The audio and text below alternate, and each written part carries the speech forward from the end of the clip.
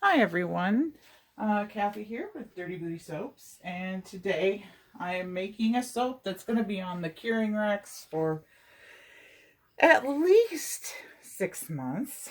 I'm going to make 100% olive oil soap.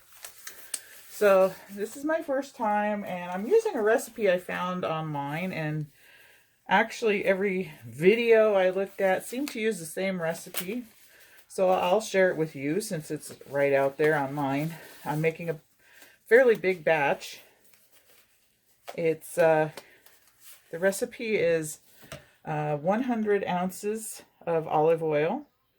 I have 30 ounces of distilled water and 12.6 ounces of sodium hydroxide. So we're gonna get started, blend this up. I am not gonna add any color to this. I'm not going to add any fragrance to this. This is going to be just plain, pure olive oil soap. So if you have issues with sensitive skin or fragrances or that kind of thing, this is the soap for you. I will have it on my Etsy shop towards the end of the year. So around November, December, look for it there. I will link you to my Etsy shop in the box below, but you won't see this listing until later in the year. I'm going to get this poured. I'm going to let it sit probably for a few days because olive oil soap tends to stay a little soft until a few days have passed. And then we'll cut it up, and I'm going to stick it way up on top of my curing racks and just kind of forget about it until the end of the year. So we're going to get started here, and I've got my 100%, I'll tell you what I'm using here. I'm actually using this cold pressed extra virgin olive oil. It is, let's see, product of Greece. So that's what I'm using. It's a little bit darker. It's not the light olive oil. So we'll see how this turns out as far as in the soap. I pour my lye water in here. Then we'll get to blending.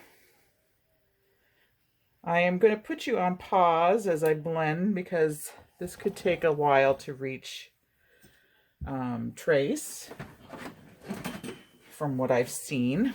Like I said, I haven't done this soap before. So give it a quick little stir.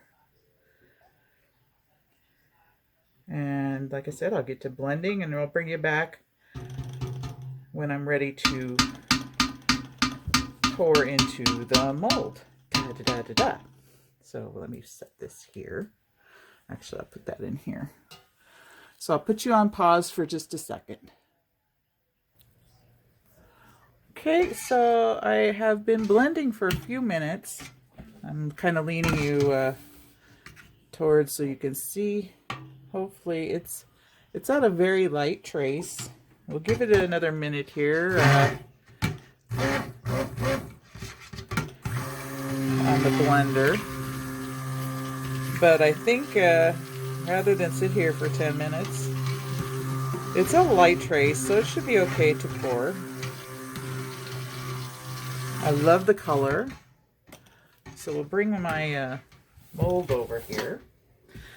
Again, I'm using the Brambleberry 18 bar mold, but I'm not going to put the dividers in.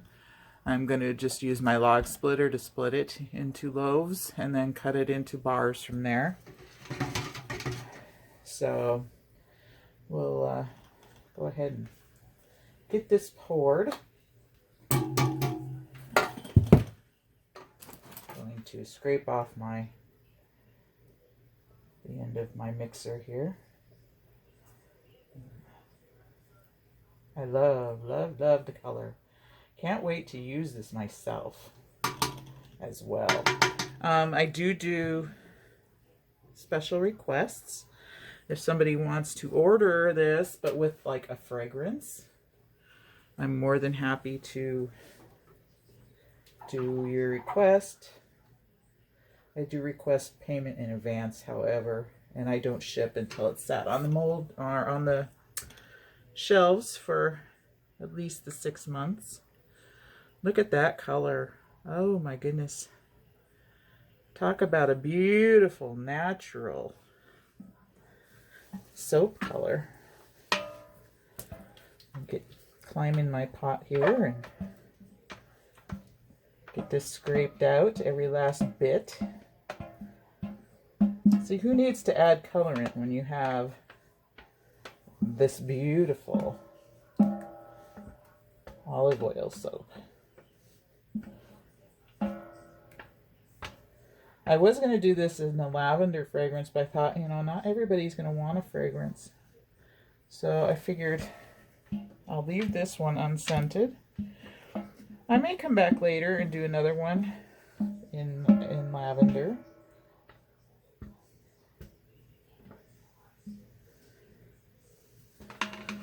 So there's that. I'm just going to kind of give it a gentle tap on the floor, just in case there's any little bubbles. Look at that though. Isn't that gorgeous? Just beautiful.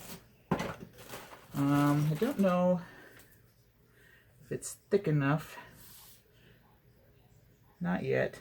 I think I'm going to come back when it thickens up. We'll do a little swirl on the top. And then I'll put the lid on and we'll let it set for several days. I'll be right back when we have time to do the texture. Okay, we're back, and I don't know if this is going to stay, but I'm just going to add maybe just a little bit of interest to the top of these. Oh, there goes my dogs. Naturally.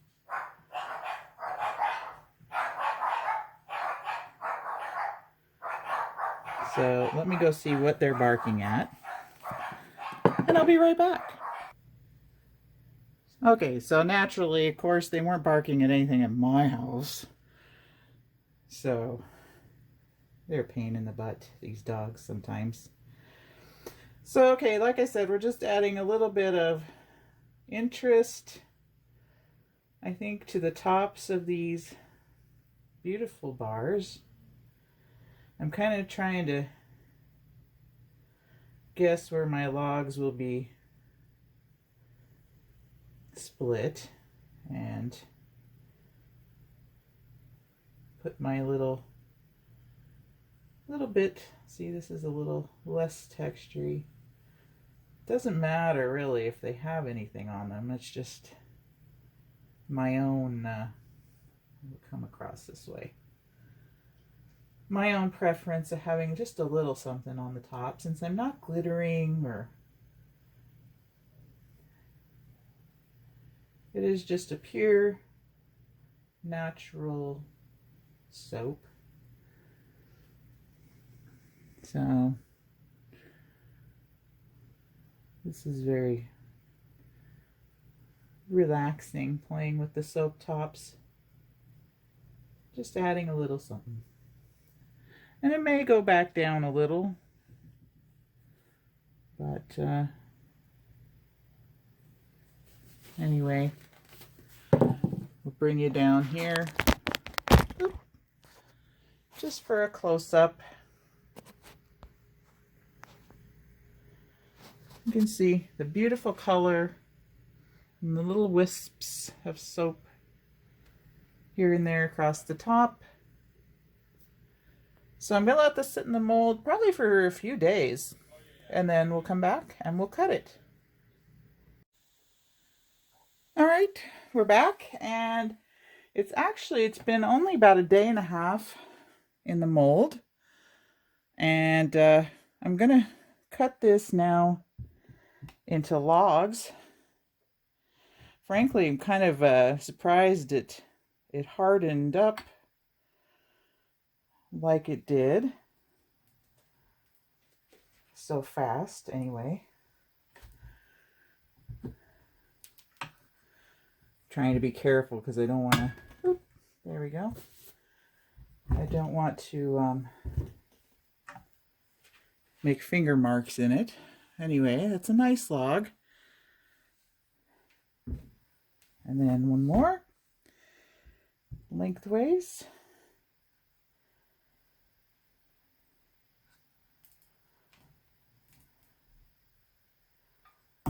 There.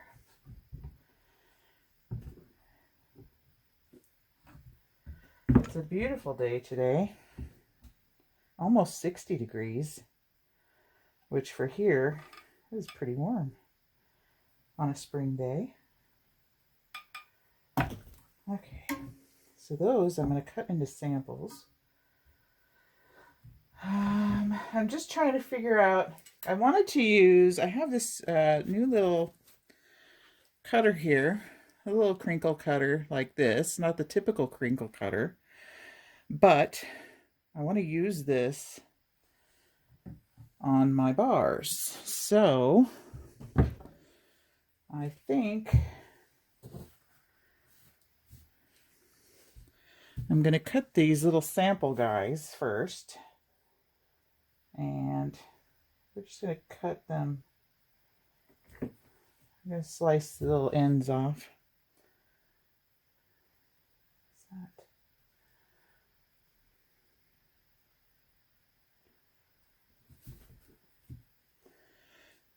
So just making some little sample bars. There won't be many of them.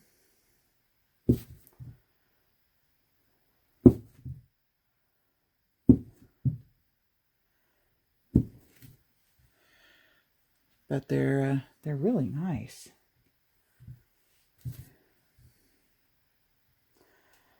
One, two, three more. So there we go. That's our little sample bars. And I think I'm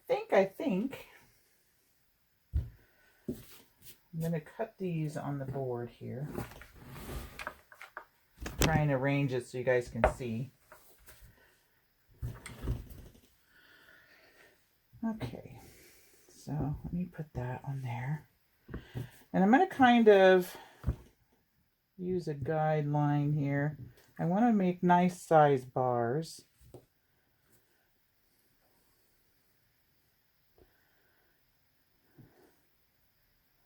We'll see if this works here.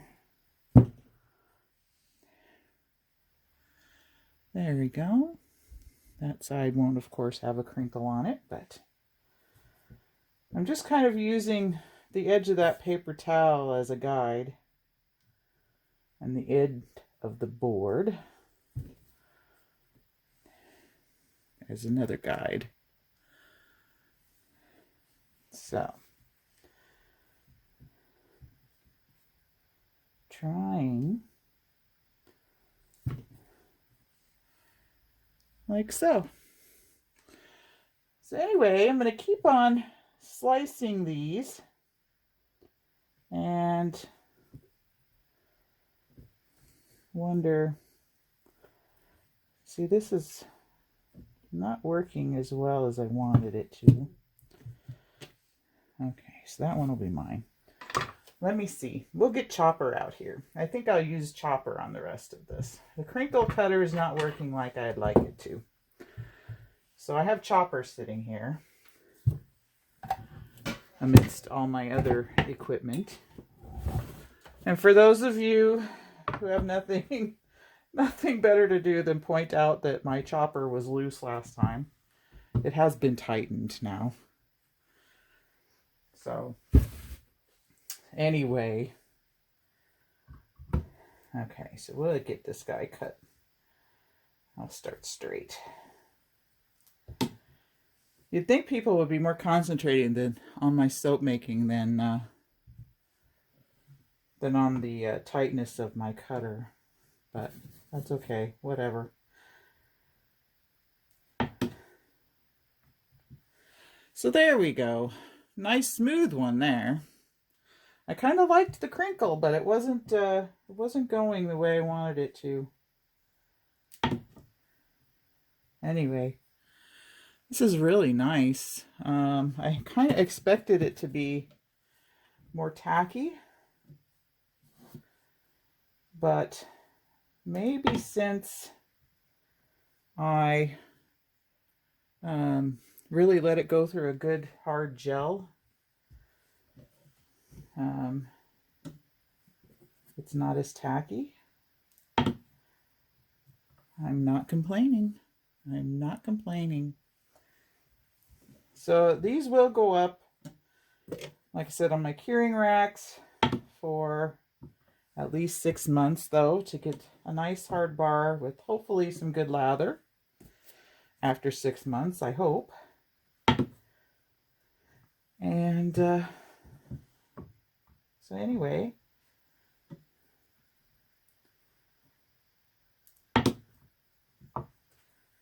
but I do thank you for watching, and again, write down the recipe there at the beginning. That's what I used. I imagine, yeah, for different kinds of olive oils, you're going to get a different look to your bars, probably. This was a fairly dark olive oil, not overly dark, but you can see it lightened up considerably from the really olive green look we had when we first poured it. It's kind of a warm, buttery, yellowy color right now. But I'm going to finish cutting these up and stick them on the very top rack of my curing shelves here. And, look for them in my Etsy shop towards the end of the year, probably. So we'll come back then and do a lather test on them, too. So keep your eyes peeled in the future for that. So thanks again for watching. I'm going to keep cutting. And you all have a great day, and we'll catch you on the next video. Bye for now.